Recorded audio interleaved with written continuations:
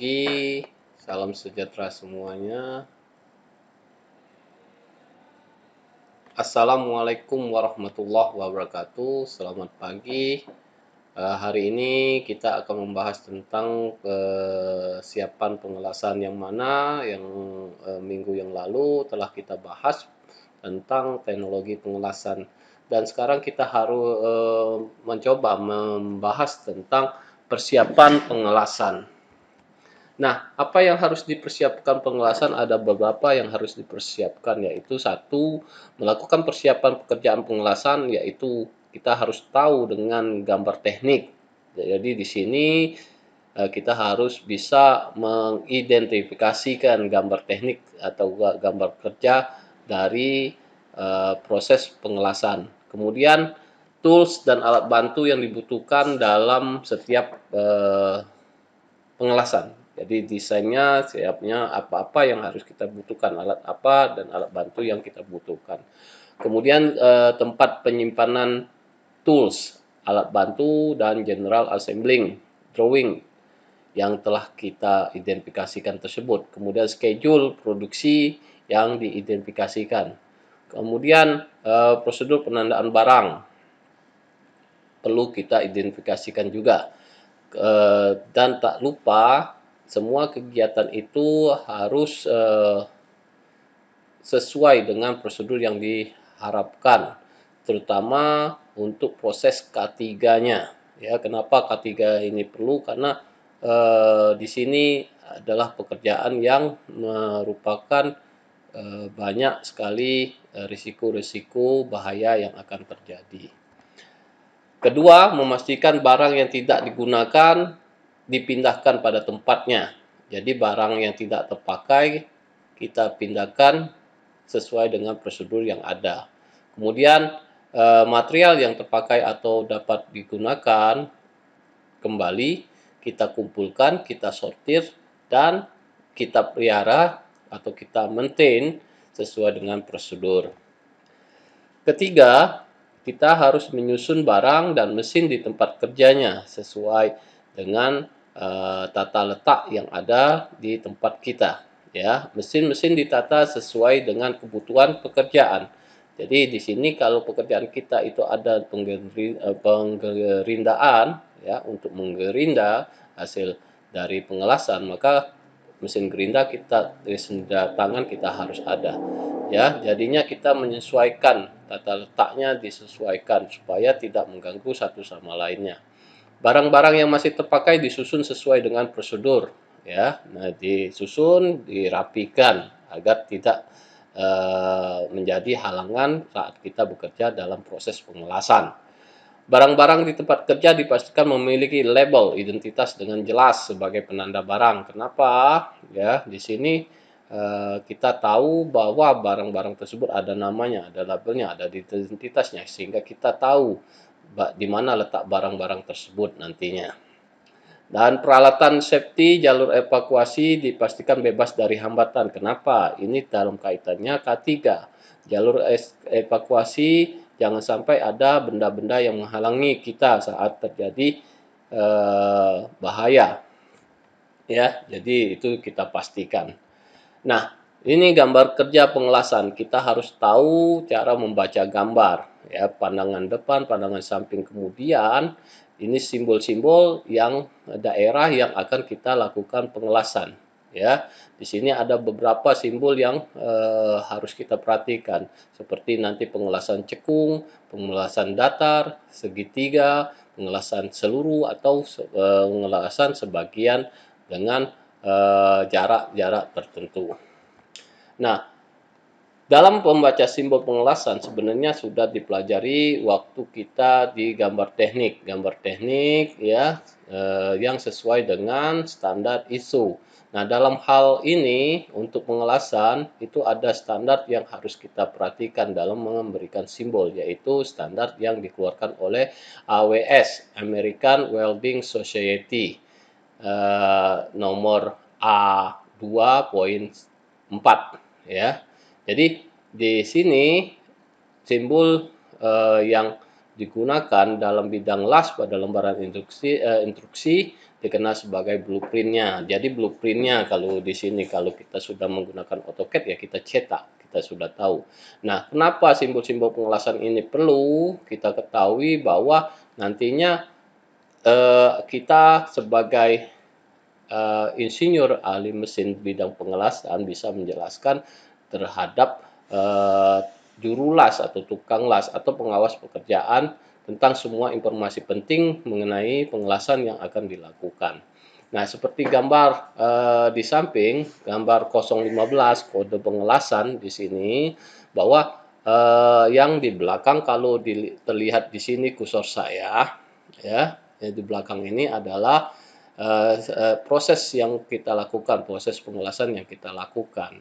Jadi di sini seperti misalnya nanti las listrik atau SMAW atau GTAW, ya, atau las gas OAW, ya. Kemudian nanti kedalamannya ini, kemudian simbol lasnya, ya, nanti terletak di sini. Kemudian panjang pengelasannya berapa? Kalau seandainya simbol pengelasannya segitiga, panjangnya berapa, kedalamannya berapa. Kemudian di sini merupakan pengelasan yang menyeluruh, dan di sini ada simbol daerah yang akan kita lakukan pengelasan. Nah, ini contoh sambungan pilet tumpul, ya, yang menggunakan mesin las dengan mesin las yang disebut dengan SMAW, yaitu Shielded Metal Arch Welding. Sekali lagi, SMAW singkatan dari Shielded Metal Arch Welding yang kita kenal dengan las listrik yang menggunakan elektroda tertentu yang panjangnya sekitar 40 cm. Nah, di sini ya kita membuat T-joint. Kita perhatikan di gambar A bahwa di sini penunjukannya di sini, maka simbol lasnya di bagian bawah, kita mengelasnya di sebelah kanan, ya. Kalau ini di atas, kita mengelasnya di sebelah kiri. Jadi kita lihat gambarnya, kita harus paham dengan apa yang kita buat, ya, kita jelaskan. Nah, kemudian di sini ada sambungan las kampu, ya. Tumpul kampunya kampu P di sini, ya, kampu P. Proses pengelasannya SMAW dan GMAW. Ya, SMAW las listrik biasa dengan elektroda.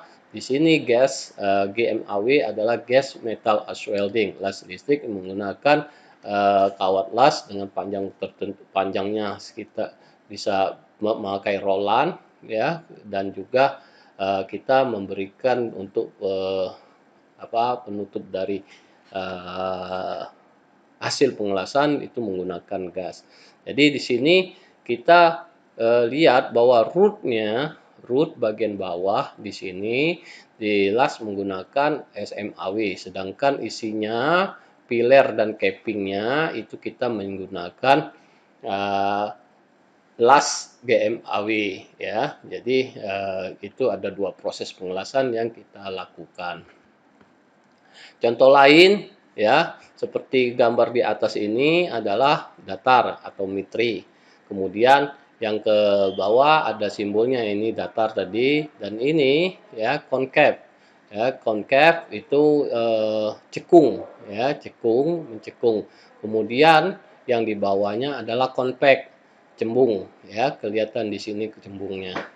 Nah, kalau nanti ada penandaan seperti ini, maka kedalamannya kita berikan ukuran dari pengelasan kita itu adalah 8 mili. Nah, kemudian simbol pengelasan menyeluruh atau melingkar, ya. Di sini kelihatan simbolnya melingkar, ya, simbolnya melingkar. Nah, di sini kita lakukan pengelasan seperti itu. Ya, kalau kita menemukan simbol ini, ya, maka pengelasannya secara menyeluruh.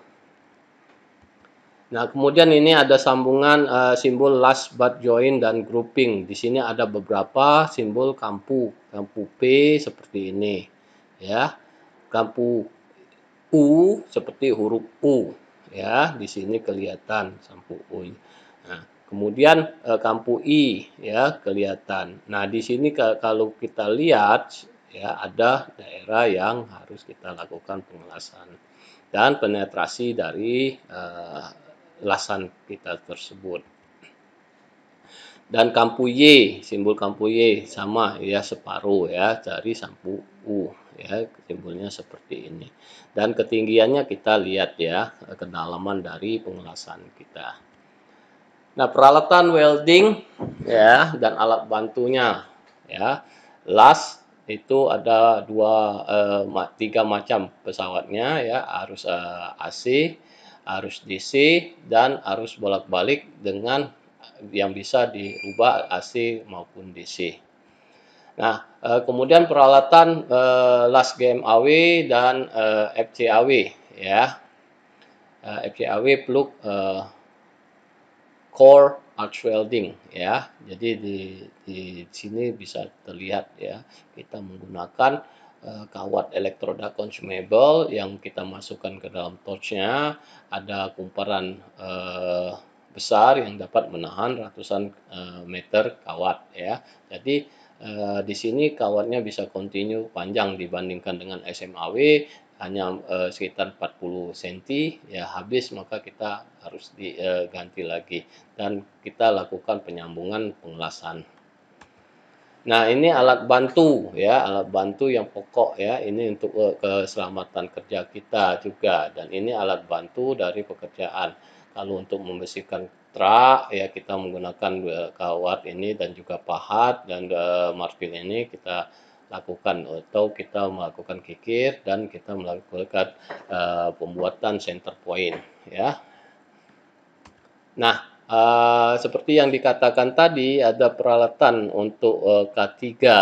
Nah, jadi kenapa K3 ini? Karena di las ini prosesnya banyak menggunakan panas, ya, maka akan timbul terjadinya bahaya terhadap si pekerja yang melakukan pengelasan.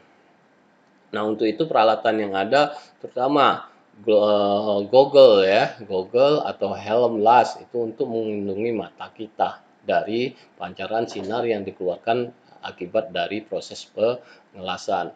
Kemudian apron ya, untuk melindungi bagian dada kita, seperti yang kita ketahui bahwa pengelasan itu tadi panas bisa mengakibatkan bahaya kalau seandainya kita bekerja terus-menerus dengan pengelasan ini. Kemudian sarung tangan kulit. Kenapa sarung tangan kulit? Ya, kita tidak tahu nanti kita bisa berbahaya saat memegang. Kadang kita tanpa sadar memegang pelat yang sudah kita las itu, karena panasnya tinggi maka bisa mengakibatkan luka bakar. Kemudian sepatu ya, sepatu safety ya, di sini karena kita bekerja dengan metal ya yang berat-berat, maka kita harus melindungi kaki kita dari bahaya tertimpa benda-benda berat seperti besi, potongan besi.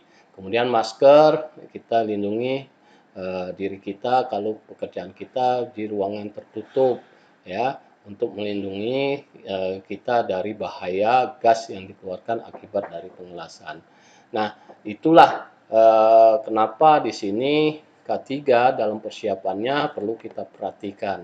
Nah, untuk itu saudara-saudara harus memperhatikan itu semua. Saya akhiri, assalamualaikum warahmatullahi wabarakatuh.